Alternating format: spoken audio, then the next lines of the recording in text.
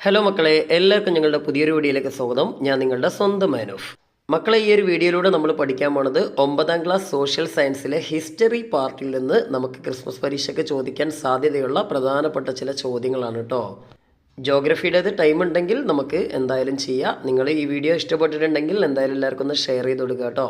പിന്നെ ഇതിങ്ങനെ വോയിസ് ഓവറായിട്ട് ചെയ്യുന്നത് വീട്ടിൽ കറണ്ട് ഇല്ല, അതുകൊണ്ട് നമുക്ക് ബോർഡ് ഉപയോഗിക്കാൻ കഴിയില്ല, അതുകൊണ്ടാണ്. അപ്പോൾ എല്ലാവരും ഒന്ന് അഡ്ജസ്റ്റ് ചെയ്യുക. ഓക്കെ, നമ്മൾ ആദ്യം തന്നെ പരിചയപ്പെടാൻ പോകുന്നത് ലാൻഗ്രാൻഡ്സ് ആൻഡ് ദ ഇന്ത്യൻ സൊസൈറ്റി എന്ന 3ാമത്തെ ചാപ്റ്റർ ഉണ്ടല്ലോ, അതായത് ഭൂദാനവും ഇന്ത്യൻ സമൂഹം എന്ന ചാപ്റ്റർ. അപ്പോൾ 3ാമത്തെ ചാപ്റ്ററിൽ നിന്ന് നമുക്ക് പരീക്ഷയ്ക്ക് നിർബന്ധമായിട്ടും പഠിക്കേണ്ട ചില ചോദ്യങ്ങളാണ് കേട്ടോ. ശതവാഹനന്മാരുടെയും അതുപോലെ തന്നെ ഗുപ്ത രാജാക്കന്മാരുടെയും കാലഘട്ടത്തിലെ ലാൻഗ്രാൻഡ് സിസ്റ്റം, അതായത് ഭൂദാന സമ്പ്രദായത്തിലെ വ്യത്യാസങ്ങളാണ് നമ്മൾ ആദ്യം തന്നെ പഠിക്കേണ്ടത്. അപ്പോൾ നിങ്ങൾക്ക് ഇതാ ടെക്സ്റ്റിൽ ഇതുപോലൊരു ചിത്രം കാണാം. അപ്പോൾ അതിൽ രണ്ടിൻ്റെയും ഡിഫറൻസ് ഉണ്ട്, അതൊന്ന് പഠിച്ചു വെക്കണം കേട്ടോ. ഈ ലാൻഡ് ഗ്രാൻഡ് അല്ലെങ്കിൽ ഭൂദാനം എന്ന് പറഞ്ഞു കഴിഞ്ഞാൽ പണ്ട് കാലങ്ങളിലൊക്കെ നമ്മുടെ ഇന്ത്യയിൽ രാജാക്കന്മാർ ബ്രാഹ്മണന്മാർക്കും അതുപോലെ തന്നെ ഉയർന്ന ജാതിയിൽപ്പെട്ട ആളുകൾക്കും മറ്റ് ഒഫീഷ്യൽസിനൊക്കെ ഭൂമി സ്വന്തമായിട്ട് ദാനമായിട്ട് കൊടുത്തിരുന്നു. അപ്പോൾ അത് ശതവാഹനന്മാരുടെ കാലഘട്ടത്തിൽ, ശതവാഹനന്മാരെന്ന രാജാക്കന്മാർ ഭരിച്ചിരുന്ന കാലഘട്ടത്തിൽ എങ്ങനെയാണെന്ന് വിചാരിച്ചാൽ ഈ ഭൂമിയുടെ റിസോഴ്സുകൾ, ഇപ്പോൾ നമുക്കൊരു വലിയൊരു തെങ്ങുംതോപ്പാണ് കിട്ടുന്നതെങ്കിൽ ആ തെങ്ങുംതോപ്പിലെ തേങ്ങ മൊത്തം നമുക്ക് ഉപയോഗിക്കാം. അങ്ങനെ റിസോഴ്സുകൾ, വിഭവങ്ങൾ മാത്രം ഉപയോഗിക്കാനുള്ള അവകാശമായിരുന്നു ഈ ശതവാഹനന്മാർ കൊടുത്തിരുന്നത്. എന്നാൽ ഗുപ്തന്മാരുടെ കാലഘട്ടത്തിലുള്ള ഈ ലാൻഡ് ഗ്രാൻഡ് അല്ലെങ്കിൽ ഭൂദാന സമ്പ്രദായത്തിൽ എങ്ങനെയെന്ന് വിചാരിച്ചാൽ ഒരു ഭൂമി ഒരു ബ്രാഹ്മണനോ അല്ലെങ്കിൽ ഏതെങ്കിലും ഒരു ഉദ്യോഗസ്ഥന് കിട്ടിക്കഴിഞ്ഞാൽ അവിടെയുള്ള ജനങ്ങളുടെ മേലുള്ള അവകാശങ്ങൾ വരെ ഇവർക്ക് സ്വന്തമായിരുന്നു. അതായത് ശരിക്കും പറഞ്ഞാൽ സ്വന്തമായിട്ട് കിട്ടുന്ന ഭൂമിയിൽ നികുതി വിരിക്കാനും അവിടുത്തെ ഭരണം നടത്താനൊക്കെ ഉള്ള അവകാശം ഇവർക്കുണ്ടായിരുന്നു എന്ന് അർത്ഥം. ഒരു രാജാക്കന്മാരെ പോലെ ഭരിക്കാം. അപ്പോൾ ഈ സ്ക്രീനിൽ കാണുന്ന ഉത്തരം അതേമാതിരി തന്നെ എടുത്തിട്ട് പഠിക്കാം കേട്ടോ. ഇനി രണ്ടാമത്തെ ക്വസ്റ്റ്യൻ നമുക്ക് പഠിക്കേണ്ടത്, നമ്മുടെ ഈ ഭൂദാന സമ്പ്രദായം ഉണ്ടല്ലോ, അതായത് ലാൻഡ് ഗ്രാൻഡ് സിസ്റ്റം, അത് ഗുപ്തന്മാരുടെ കാലഘട്ടത്തിലായിരുന്നു വ്യാപകമായിട്ട് നടന്നിരുന്നത്. ബ്രാഹ്മണന്മാർക്കാണ് ഇങ്ങനെ ഭൂമി കിട്ടിയെന്നൊക്കെ നമ്മൾ പറഞ്ഞല്ലോ. അപ്പോൾ ഈ ഭൂദാന സമ്പ്രദായം അന്ന് ഇന്ത്യൻ സമൂഹത്തിലുണ്ടാക്കിയ മാറ്റങ്ങൾ എന്തൊക്കെയാണെന്ന് ചിലപ്പോൾ നിങ്ങൾക്ക് ചോദ്യം വരും. ഒരു 4 മാർക്കിനൊക്കെയാണ് ചോദിക്കുക. അപ്പോൾ തന്നിരിക്കുന്ന പോയിന്റുകൾ ഏതെങ്കിലും ഒരു 4 നിങ്ങൾ പഠിക്കുക. ഓക്കെ, ടെക്സ്റ്റിലുണ്ട്, എന്നാലും ഇത് സ്ക്രീൻഷോട്ട് എടുത്ത് പഠിക്കുക, അല്ലെങ്കിൽ ടെക്സ്റ്റ് നോക്കി പഠിക്കുകയും ചെയ്യുക കേട്ടോ. ഓക്കെ, അപ്പോൾ ഞാനൊന്ന് ജസ്റ്റ് പറഞ്ഞുതരാം. ഒന്നാമത്തെ മാറ്റം എന്ന് പറഞ്ഞു കഴിഞ്ഞാൽ the Kings authority over the donated land gradually declined. അപ്പോൾ നേരത്തെ തന്നെ ഞാൻ പറഞ്ഞിരുന്നു, അതായത് നമ്മുടെ ഗുപ്തന്മാരുടെ കാലഘട്ടത്തിൽ ഭൂമി ഒരാൾക്ക് ദാനമായിട്ട് കൊടുത്തു കഴിഞ്ഞാൽ അവിടുത്തെ ജനങ്ങളുടെ അധികാരം വരെ, അതായത് അവിടെ ഭരണം നടത്താനുള്ള അധികാരം വരെ ഇവർക്ക് വിട്ടുകൊടുക്കുന്നുണ്ട് എന്നുള്ളത്. അപ്പോൾ സ്വാഭാവികമായിട്ടും പതുക്കെ പതുക്കെ രാജാവ് ഓരോ ലാൻഡായിട്ട് ഓരോ ബ്രാഹ്മണന്മാർക്കും ഉദ്യോഗസ്ഥന്മാർക്കും കൊടുത്ത് അവസാനം ഭൂമിയുടെ മേലുള്ള രാജാവിൻ്റെ പവർ അങ്ങോട്ട് ഇല്ലാണ്ടായി. അതാണ് ഒന്നാമത്തെ റിസൾട്ട്. രണ്ടാമത്തെ മാറ്റം എന്താണെന്ന് വിചാരിച്ചാൽ the right to collect taxes and administer justice over the donated land was transferred along with the ownership of land. ഇപ്പം ഞാൻ പറഞ്ഞ കാര്യം തന്നെയാണ്. ഈ ഒരു ഭൂമി കൊടുക്കുന്നതോടൊപ്പം തന്നെ അവിടുന്ന് ടാക്സ് കളക്ട് ചെയ്യാനും അവിടുത്തെ ഭരണം നടത്താനൊക്കെ ഉള്ള അധികാരം അവർക്ക് ലഭിച്ചു. പിന്നെ those who received the land grants also got the right to grant the land to someone else. അതായത് ഇങ്ങനെ ഭൂമി കിട്ടിയ ആളുകൾക്ക് അവർക്ക് കിട്ടിയിട്ടുള്ള ഭൂമി മറ്റൊരാൾക്ക് കൊടുക്കാനുള്ള അവകാശം ഉണ്ടായിരുന്നു. അപ്പോൾ ശരിക്കും പറഞ്ഞാൽ സ്വന്തമായിട്ട് ഭൂമി കിട്ടുന്നത് പോലെ തന്നെയായി. In the course of time the kings and nobles began to give land grants instead of cash as remuneration for the service they received. കുറേ കാലം കഴിഞ്ഞപ്പോൾ രാജാക്കന്മാരും അതേപോലെ തന്നെ മറ്റുള്ള പ്രഭുക്കന്മാരൊക്കെ അവരുടെ പണിക്കാരുണ്ടല്ലോ, അപ്പോൾ അങ്ങനെയുള്ള ഉദ്യോഗസ്ഥന്മാർക്ക്, ആദ്യം ബ്രാഹ്മണന്മാർക്ക് മാത്രമാണ് ഭൂമി ദാനമായിട്ട് കൊടുത്തതെന്ന് പറഞ്ഞു. പിന്നെ ശമ്പളത്തിന് പകരം ഉദ്യോഗസ്ഥന്മാർക്കൊക്കെ ഭൂമി ഇങ്ങനെ ദാനം ചെയ്യാൻ തുടങ്ങി.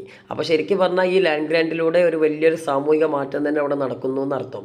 Then although most of the land grants were received by the Brahmanas, gradually other selectors also started receiving land as grant. അതായത് ഇപ്പോൾ പറഞ്ഞത് തന്നെയാണ്, തുടക്കത്തിൽ ബ്രാഹ്മണന്മാർക്ക് ലാൻഡ് ഗ്രാൻഡ് ലഭിച്ചിരുന്നത്, ഭൂമി ദാനമായിട്ട് ലഭിച്ചിരുന്നത്. പിന്നീട് അത് എല്ലാ വിഭാഗം ആളുകൾക്കും കിട്ടാൻ തുടങ്ങി. ഇനി മൂന്നാമത്തെ question, what are the factors that helped the spread of agriculture. അതായത് ഈ ഗുപ്തന്മാരുടെ കാലഘട്ടത്തിൽ ഈ ലാൻഡ് ഗ്രാൻഡ് ഭൂദാന സമ്പ്രദായം ഇങ്ങനെ നടന്നതോടെ പുതിയ ഒരുപാട് ആളുകൾക്ക് ഭൂമി, വിശാലമായ ഭൂസ്വത്തുക്കൾ കിട്ടി. പ്രത്യേകിച്ചും ബ്രാഹ്മണന്മാർക്കാണല്ലോ ഈ ഭൂദാനം അല്ലെങ്കിൽ ലാൻഡ് ഗ്രാൻഡ് എന്ന് പറഞ്ഞ പരിപാടി ആദ്യം തന്നെ കൊടുത്തത്.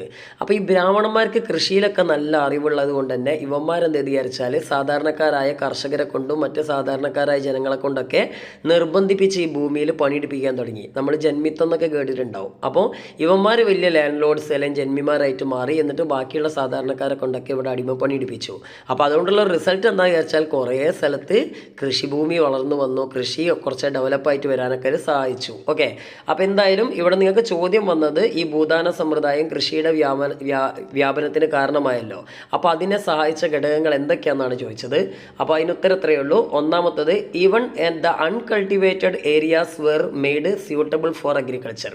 അതായത് അന്ന് വരെ കൃഷി ചെയ്യാൻ സ്യൂട്ടബിൾ അല്ലാതിരുന്ന സ്ഥലങ്ങൾ, അതുവരെ കൃഷി ചെയ്യാതിരുന്ന സ്ഥലങ്ങൾ വരെ ഇവന്മാർ കൃഷിക്ക് വേണ്ടി ഉപയോഗിക്കാൻ തുടങ്ങി. രണ്ടാമത്തെ point, the new social system provided sufficient labour force for agriculture. അതായത് ഇപ്പോൾ പുതിയൊരു സാമൂഹിക വ്യവസ്ഥിതി ഉണ്ടായല്ലോ, ബ്രാഹ്മണന്മാരൊക്കെ ഭൂമിയുടെ ഉടമസ്ഥന്മാർ, ബാക്കിയുള്ളവർക്ക് ഭൂമി ഇല്ലാത്തവർക്കൊരു അവസ്ഥ. അപ്പോൾ ആ പുതിയൊരു സാമൂഹിക വ്യവസ്ഥിതി കൃഷിക്ക് ആവശ്യമായ തൊഴിൽ ശക്തി പ്രദാനം ചെയ്തു. അതായത് ഭൂമിയൊന്നും ഇല്ലാത്ത ആളുകൾ എത്ര വേണമെങ്കിലും ബ്രാഹ്മണന്മാർക്ക് വേണ്ടി കൃഷിപ്പണി ചെയ്യാമെന്ന് ഏറ്റു അല്ലേ. പിന്നെ മൂന്നാമത്തെ പോയിന്റ് വരുന്നത്, the knowledge of Brahmins about agriculture technology and climate. ഞാൻ നേരത്തെ പറഞ്ഞു ഈ ബ്രാഹ്മണന്മാർക്ക് ഈ ഒരു ടെക്നോളജിയെ കുറിച്ചൊക്കെ നല്ല അറിവുണ്ടായിരുന്നു. ഇനി നാലാമത്തത്, ഡിഫറെൻറ്റ് ഇറിഗേഷൻ ഫെസിലിറ്റീസ് ആണ്. അതായത് അന്ന് രാജാക്കന്മാരൊക്കെ ഒരുപാട് ജലസേചന മാർഗ്ഗങ്ങളൊക്കെ അറേഞ്ച് ചെയ്ത് കൊടുത്തിരുന്നു. അതും ഒരു സഹായമായിട്ട് മാറി. ഇനി നാലാമതായിട്ട് മക്കൾ പഠിക്കേണ്ടത് വേറൊന്നുമല്ല, നമ്മളിപ്പോൾ പറഞ്ഞു ഈ ഒരു ഭൂദാന സമ്പ്രദായം കൃഷിയുടെ വികസനത്തിലേക്കൊക്കെ സഹായിച്ചു എന്നുള്ളത്, ബ്രാഹ്മണന്മാരുടെ അറിവൊക്കെയാണ് അതിന് സഹായിച്ചെന്ന് പറഞ്ഞല്ലോ. പിന്നെ പോരാത്തതിന് ഒരുപാട് ഇറിഗേഷൻ ഫെസിലിറ്റീസ് അന്ന് ഗുപ്ത രാജാക്കന്മാർ കൊണ്ടുവന്നിരുന്നു എന്ന് പറഞ്ഞു. അപ്പോൾ അത്തരത്തിലുള്ള ജലസേചന മാർഗ്ഗങ്ങൾ, ഇറിഗേഷൻ ഫെസിലിറ്റീസ് എന്തൊക്കെയാണെന്ന്, അതായത് കൃഷിയുടെ വികസനത്തിലേക്ക് നയിച്ച ഇറിഗേഷൻ ഫെസിലിറ്റീസ്, ജലസേചന മാർഗ്ഗങ്ങൾ എന്തൊക്കെയാണെന്നാണ് ചോദിച്ചത്. അപ്പോൾ നിങ്ങൾ ഈ കാണുന്ന ഉത്തരം ഇത് കേട്ടോ. പ്രധാനമായിട്ടും വന്നുണ്ടായിരുന്നത് കനാലുകൾ, അതേപോലെ തന്നെ വാട്ടർ റിസർവോയർ, അതായത് അണക്കെട്ടുകൾ, പിന്നെ ഗഡിയന്ത്ര എന്ന് പറഞ്ഞിട്ടുള്ളൊരു യന്ത്രം, പിന്നെ അതേപോലെ തന്നെ റെയിൻ വാട്ടർ, അതായത് മഴവെള്ളം ശേഖരിക്കൽ, പിന്നെ ഡാമുകൾ, ഇതൊക്കെയായിരുന്നു.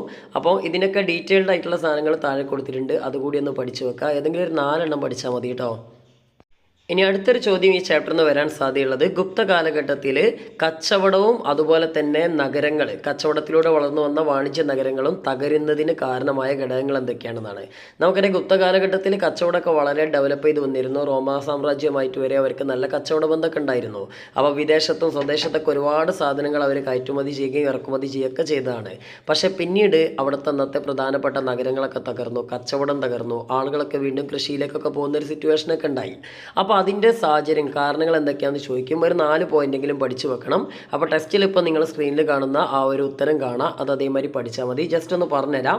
അതായത് ഒരു 6-ാം നൂറ്റാണ്ടോട് കൂടി തന്നെ റോമാ സാമ്രാജ്യം തകർന്നു. അപ്പോൾ റോമാ സാമ്രാജ്യം തകർന്നതോട് കൂടി തന്നെ എന്തായി, റോമിയുമായിട്ടായിരുന്നല്ലോ നമ്മുടെ കച്ചവടം കൂടുതലും. അപ്പോൾ ആ സാമ്രാജ്യം തകർന്നതോട് കൂടിയിട്ട് നമ്മുടെ ഇന്ത്യയിലെ പ്രത്യേകിച്ച് ഗുപ്ത രാജാക്കന്മാരുടെ കച്ചവടമൊക്കെ മുട്ടിപ്പോയി. ഓക്കെ, പിന്നെ രണ്ടാമത്തെ ഒരു കാരണം എന്ന് പറഞ്ഞാൽ ചൈനക്കാരാണ്. ചൈനക്കാർ ചെറിയൊരു പണി കൊടുത്തതാണ്. ചൈനക്കാരായിരുന്നു ഏറ്റവും കൂടുതൽ, ചൈനക്കാരും ഇന്ത്യക്കാരും ആയിരുന്നു പട്ടുവസ്ത്രങ്ങൾ, അതായത് നമ്മുടെ സിൽക്കിൻ്റെ വസ്ത്രങ്ങളൊക്കെ ഏറ്റവും കൂടുതൽ ഉണ്ടാക്കിയിരുന്നത്. അപ്പം ഇന്ത്യയിൽ നിന്ന് ഏറ്റവും കൂടുതൽ കയറ്റുമതി ചെയ്യുന്ന ഒരു പ്രൊഡക്റ്റ് സിൽക്കിൻ്റെ വസ്ത്രങ്ങളായിരുന്നു. പക്ഷേ ചൈനക്കാരും നമുക്ക് തന്ന പണി എന്താണെന്ന് വിചാരിച്ചാൽ, ചൈനക്കാരുമല്ല ഈ പട്ടു നിർമ്മാണം, അതായത് സിൽക്കിൻ്റെ വസ്ത്രങ്ങളൊക്കെ ഉണ്ടാക്കുന്ന വിദ്യ യൂറോപ്യന്മാർക്കൊക്കെ പഠിപ്പിച്ചു കൊടുത്തു. അപ്പോൾ അതോട് കൂടിയിട്ട് മറ്റുള്ള രാജ്യങ്ങൾ ഇന്ത്യയിൽ നിന്നൊന്നും സാധനങ്ങൾ വാങ്ങിക്കാതായി. ഓക്കെ, അപ്പോൾ അതായിരുന്നു രണ്ടാമത്തെ പണി. പിന്നെ ഈ സാധനങ്ങൾ വാങ്ങിക്കാതായതോടെ നമ്മുടെ വിദേശ വാണിജ്യം മാത്രമല്ല ആഭ്യന്തര വാണിജ്യം, അതായത് ഇന്റേണൽ ട്രേഡും ഇത് മോശമായിട്ട് ബാധിച്ചു. അതോടെ രാജ്യത്തിനകത്തുള്ള കൈത്തൊഴിലുകാരും കരകൗശല വിദ്യക്കാരൊക്കെ ആയിട്ടുള്ള ആളുകളുണ്ടല്ലോ, കൈവേലക്കാരെ, ഹാൻഡിക്രാഫ്റ്റ് ജോലികൾ ചെയ്യുന്നത്, അവർക്കൊന്നും കച്ചവടം കിട്ടാതായി. അവരൊക്കെ എന്ത് ചെയ്തു, ഗ്രാമങ്ങളിലേക്ക് പോവുകയും ഗ്രാമങ്ങളിൽ കൃഷിപ്പണിയൊക്കെ ചെയ്യാൻ തുടങ്ങി. അതോടെ ഇതിലൂടെ വളർന്നു വന്ന, കച്ചവടത്തിലൂടെ വളർന്നു വന്ന നഗരങ്ങളൊക്കെ തകർന്ന് തരിപ്പണായി. ഓക്കെ, അപ്പോൾ ഈ പോയിന്റുകളൊക്കെ ഇതിലുണ്ട്, അതൊന്ന് പഠിച്ചു വെക്കുക. അതേപോലെ അന്ന് തകർന്ന ചില നഗരങ്ങളുടെ പേരുകളും കൊടുത്തിട്ടുണ്ട്, 1-2 നഗരങ്ങളുടെ പേരും പഠിക്കാം കേട്ടോ. കൗസാംബി, ഹസ്തിനപുരം, അതേപോലെ തന്നെ തക്ഷശില, അയോധ്യ പോലുള്ള നഗരങ്ങളൊക്കെ ആയിരുന്നു അന്ന് ഗുപ്തന്മാരുടെ കാലഘട്ടത്തിലുണ്ടായിരുന്നത്. ഈ നഗരങ്ങളൊക്കെ പിന്നീട് തകർന്നു. ഇനി ചാപ്റ്ററിന് മക്കൾ അവസാനമായിട്ട് പഠിക്കേണ്ടത് അന്ന് ഗുപ്ത സാമ്രാജ്യത്തിലെ പൊസിഷൻ ഓഫ് വുമൺ, അതായത് സ്ത്രീകളുടെ പദവിയായിരുന്നു. പൊതുവേ സ്ത്രീകൾക്ക് വളരെ താഴ്ന്ന പദവിയായിരുന്നു അന്നുണ്ടായിരുന്നത്. വിദ്യാഭ്യാസത്തിനും മറ്റുള്ള അവകാശങ്ങളൊന്നും അവർക്കുണ്ടായിരുന്നില്ല. എല്ലാ സ്ത്രീകളും പുരുഷന്മാർക്ക് വിധേയരായിട്ടിരിക്കണം എന്നായിരുന്നു അന്ന് കരുതപ്പെട്ടിരുന്നത്. അതേപോലെ ഉയർന്ന വിഭാഗങ്ങളുണ്ടല്ലോ, നമ്മുടെ രാജാക്കന്മാർ, അതേപോലെ തന്നെ നമ്മുടെ ബ്രാഹ്മണന്മാരൊക്കെ പോലുള്ള ഉയർന്ന വിഭാഗങ്ങളുള്ള സ്ത്രീകൾ, അവർക്ക് പോലും സമൂഹത്തിൽ ഉയർന്ന പദവിയൊന്നും കാര്യമായിട്ട് ലഭിച്ചിരുന്നില്ല. അതേപോലെ തന്നെ നേരത്തെ നമ്മൾ പറഞ്ഞു ബ്രാഹ്മണന്മാർക്കൊക്കെ ഭൂമി ദാനമായിട്ടൊക്കെ അന്ന് കിട്ടിയിരുന്നു എന്ന്. പക്ഷേ ഒരു ബ്രാഹ്മണ സ്ത്രീക്ക് പോലും ഇതുപോലെ ഫ്രീ ആയിട്ട് ഭൂമി കിട്ടിയതൊന്നും തെളിവൊന്നും ഉണ്ടായിരുന്നില്ല. അപ്പോൾ ഈ പറഞ്ഞതിൽ 2-3 പോയിന്റ് പഠിച്ചു വെക്കാം കേട്ടോ. അടുത്തൊരു പ്രധാനപ്പെട്ട ചോദ്യം എന്ന് പറഞ്ഞാൽ ഈ ഗുപ്ത രാജാക്കന്മാർ അന്നത്തെ ശക്തമായ രാജാക്കന്മാരായിരുന്നല്ലോ, ഇവരുടെ പ്രധാനപ്പെട്ട ഉത്തരവാദിത്തങ്ങൾ എന്തൊക്കെയാണെന്ന്. ഒരു രാജാവാകുമ്പം അത്യാവശ്യം ഉത്തരവാദിത്തങ്ങളൊക്കെ ഉണ്ടാവുമല്ലോ ജനങ്ങളോട് അല്ലേ.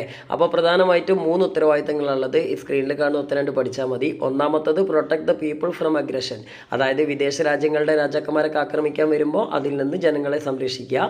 പിന്നെ അതേപോലെ തന്നെ ബ്രാഹ്മണന്മാർ, ശ്രമണന്മാരൊക്കെ ഉണ്ടല്ലോ, ബുദ്ധ ജൈന മതക്കാരൊക്കെ, അങ്ങനെയുള്ള ആൾക്കാർ, വീക്കറായിട്ടുള്ള ആൾക്കാരൊക്കെ ഉണ്ടാവും, അവരൊക്കെ പ്രൊട്ടക്ട് ചെയ്യുക. ചുരുക്കി പറഞ്ഞാൽ എല്ലാ ജനങ്ങളെയും പ്രൊട്ടക്ട് ചെയ്യുക.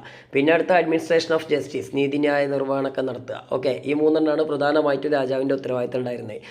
അടുത്തതായി ചാപ്റ്ററിന് വരാൻ സാധ്യതയുള്ളത് ഒരു മാച്ച് ദ ഫോളോയിങ് ആണ്, ചേരുംപടി ചേർക്കാൻ. അപ്പോൾ അതിൽ നിങ്ങൾക്ക് അന്നത്തെ ഗുപ്ത കാലഘട്ടത്തിലെ ചില പ്രധാനപ്പെട്ട എഴുത്തുകാരും അവരുടെ എഴുതിയിട്ടുള്ള പുസ്തകങ്ങളും അത് ഏത് ടൈപ്പ് ലിറ്ററേച്ചറാണ്, സാഹിത്യമാണെന്നുള്ള ബോക്സുകൾ കൊടുത്തിട്ടുണ്ട്. അതിൽ ആദ്യത്തെ 2 ബോക്സ് എന്തായാലും മക്കൾ പഠിച്ചേക്കാം, മിക്കവാറും മാച്ച് ദ ഫോളോയിങ് ആയിട്ട് വരും.